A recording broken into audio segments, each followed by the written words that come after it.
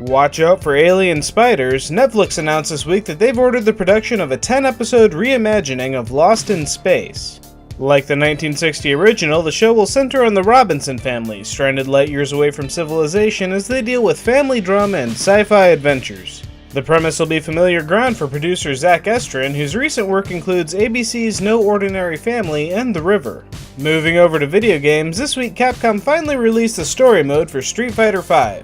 A Shadow Falls is the first of 5 story campaigns for Street Fighter V, which, oddly enough, takes place between Street Fighter III and Street Fighter IV.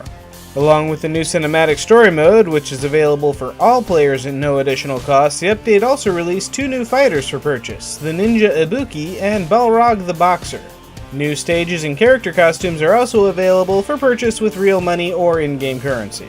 Meanwhile, over at Nintendo, dust off the Wii U and get ready for the final Splatfest. From July 22nd to July 24th, it'll be Callie vs. Mari as Nintendo winds down active support for the ink-based shooter. And speaking of colorful team-based shooters, Overwatch has launched their competitive mode. Players at or above level 25 can dive into the competitive mode and test their skills against like-minded players in a series of specifically balanced matches.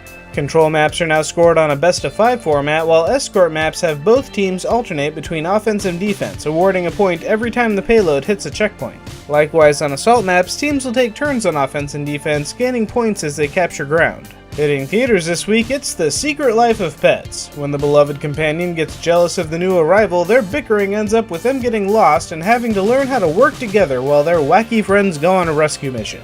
It is literally Toy Story, but with animals. Still looks pretty funny though.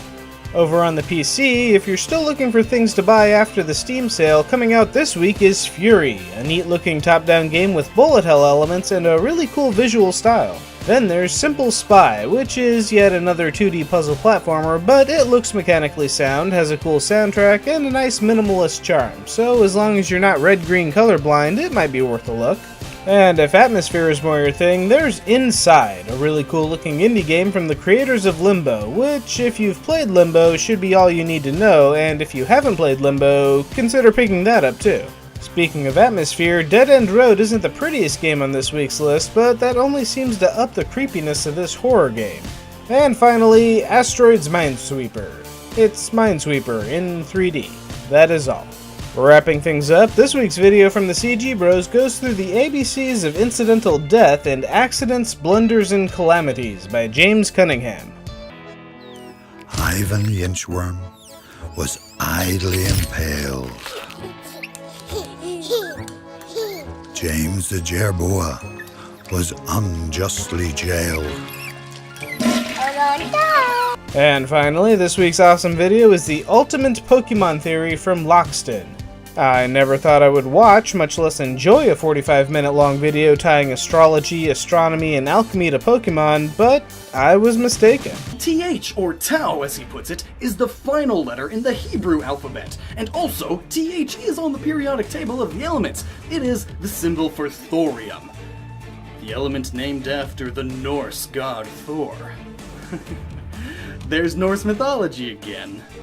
And that's everything for this week, so what classic sci-fi show would you like to get a Netflix remake? Let me know in the comments below. Be sure to like and subscribe, share this video with your friends, and have a great Independence Day.